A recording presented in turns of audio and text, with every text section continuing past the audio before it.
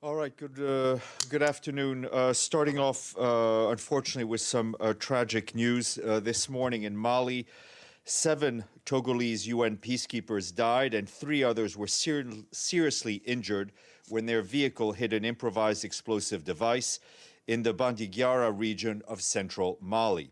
The peacekeepers were part of a logistics convoy traveling from Douentza to Sevare. We will have a formal statement shortly, but as you can imagine, the Secretary General strongly condemns this heinous attack. We offer our sincere condolences to the families of the victims, as well as the government and people of Togo. We wish a speedy recovery to all those who were injured. The Secretary General also calls on the Malian authorities to spare no efforts in identifying the perpetrators of the attack so they can be brought to justice. We were also informed this morning that a peacekeeper from Egypt died on Monday in hospital after succumbing to injuries he suffered during an attack in northern Mali last month. And we, of course, send our condolences to his family and to the people and government of Egypt. And this attack comes at a time where peacekeepers and the tools they are given is part of the discussions going on at the Peacekeeping Ministerial Summit, which concluded a short while ago in Seoul, with member states reiterating their collective commitment to UN peacekeeping. Speaking earlier in the day, the head of peacekeeping, Jean-Pierre Lacroix, said that over the last 4 years, we've made notable progress in improving the safety and security of our personnel. But speaking on the day when these peacekeepers lost their lives in Mali, he reiterated that more needs to be done, including having the requisite capabilities, a key priority of the strategy of action for peacekeeping. Mr. Lacroix also stressed that UN peacekeeping needs not only more women, but also an environment where they can fully and equally and meaningfully participate so that we can be more effective, meet the highest standards of professionalism, and better protect the populations we serve. Press release will be available shortly and provide additional details on pledges and commitments made during the meeting. I also just wanted to read into the record the information we passed on yesterday following the questions we'd received, just to confirm that the Secretary General had come into contact with someone who is tested positive for COVID-19. He has shown no symptoms and was tested negative yesterday afternoon. Out of an abundance of caution, he's canceled all of his engagements for today and is working from home until he's tested again tomorrow.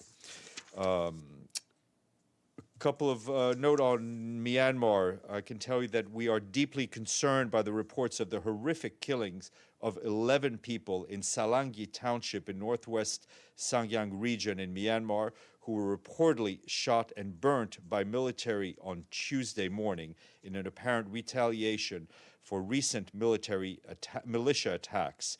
Credible reports indicate that 5 children were among those people killed. We strongly condemn such violence and remind Myanmar's military authorities of their obligation under international law to ensure the safety and protection of civilians. Those individuals responsible for this heinous act must be held to account.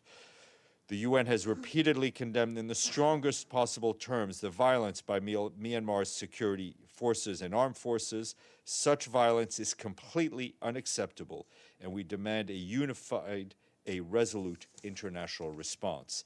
As of December 8th, security forces have killed more than 1,300 unarmed individuals, including more than 75 children, through their use of lethal force while in their custody since the military takeover on February 1st. And just continuing with bad news, unfortunately, in Ethiopia, our humanitarian colleagues tell us that a large quantity of humanitarian food supplies, including nutritional items for malnourished children, have been stolen and looted in the town of Kombolcha in the Amhara region.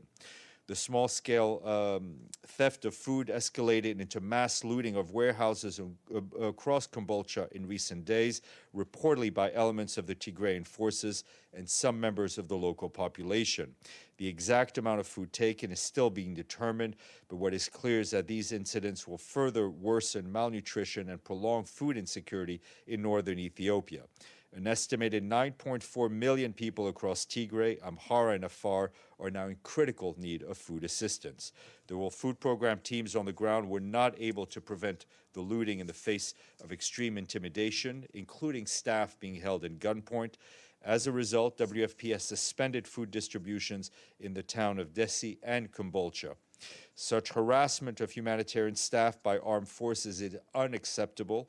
It undermines the ability of the United Nations and all of our humanitarian partners to deliver assistance when it is most needed, particularly as aid workers face growing access challenges. Also yesterday and today, 3 WFP trucks used for humanitarian operations in Amhara have been commandeered by military personnel and used for their own purposes.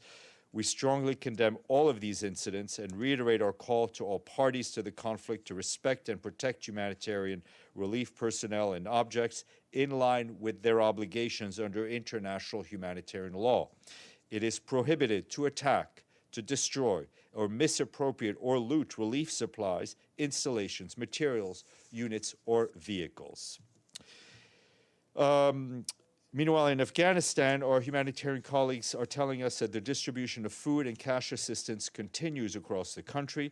Over the past 3 days, more than 27,000 people received food assistance under World Food Program's support program, under the World Food Program's support work in Kunduz, Takhar, and Badakhshan provinces. More than 33,600 people received cash as winterization support in Lagman, Samanga, Maidan, Wardak, Baglan, and Kunduz provinces. During November, OCHA undertook 17 field and road missions to various parts of the country to assess needs to monitor response. With the deepening humanitarian crisis, the 2022 humanitarian response plan requirements have tripled to $4.47 billion. Continued scale-up support to Afghanistan is crucial to continue saving lives and the livelihoods of millions of people.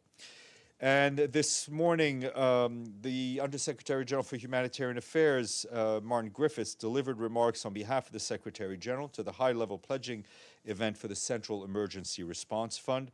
In those remarks, Mr. Guterres said that the fund is a success story because it is constantly evolving, applying lessons learned, and embracing innovation in response to risks that are more complex, intertwined, and global. He added that this year has been one of the most difficult on record for humanitarian needs, but the fund has stepped up to the challenges. The 2020 SURF also helped close to 69 million people, twice as many as the year before. The Secretary General said the scale of today's humanitarian crisis deserves a strong central emergency response fund with the resources it needs, the rise of the challenges of responding swiftly on the onset of the emergency. He called on member states to keep supporting the fund so it can reach its target of $1 billion.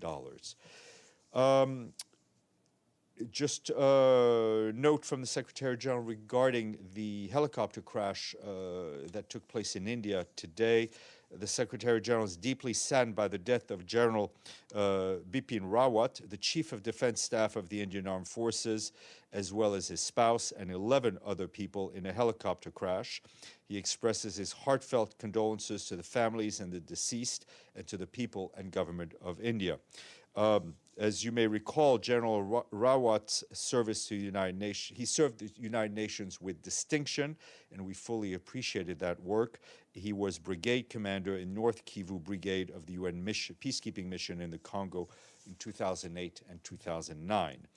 I have been asked by a number of you for more details about Stephanie Williams's new role as a special advisor to the Secretary General in Libya. I can tell you that she will lead the good offices and mediation efforts, engagements with Libyan regional and international stakeholders to pursue implementation of the 3 intra-Libyan dialogue tracks, that's the political, the security, and the economic tracks, and support the holding of presidential and parliamentary elections.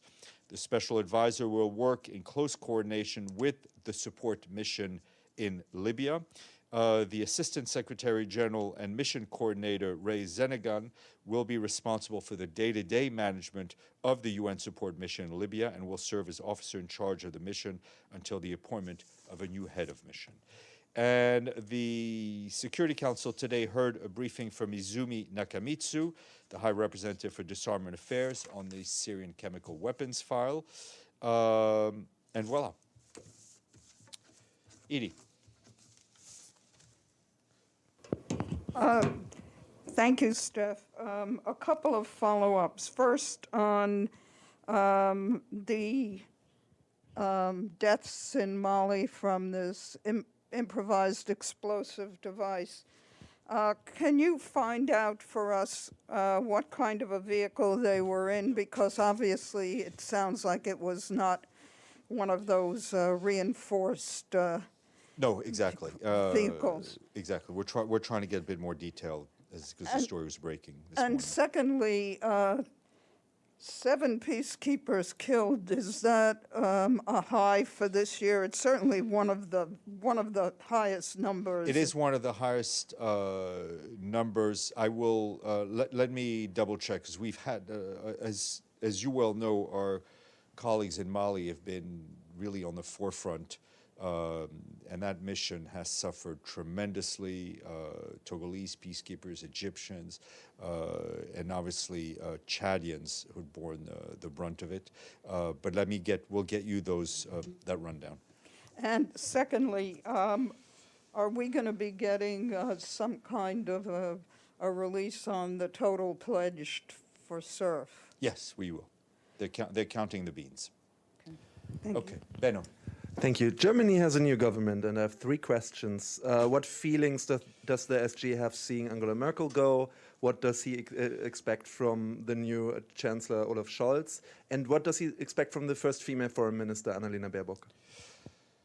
Well, I mean, it's first of all, we want to congratulate the new Chancellor on taking up his post and leading the German government. As you know, Germany is a critical and pivotal partner of the UN in peace and security, in development, in climate, and we really look forward to continuing to engage with Germany on all those files, and we look forward to Germany's leadership on those files as well. Yes, thank you. No, thank you. No, I'm just.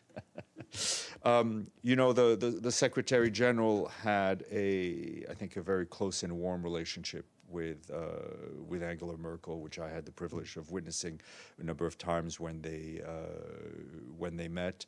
And again, I think she exemplified Germany's leadership on the issues that I've just listed, notably on climate, and I think the empathy and the leadership she showed during a number of refugee and migrant crises in Europe is something that Antonio Guterres personally admired. Okay. Any other questions? Anything in the chat? Oh, Margaret. Let me have your question.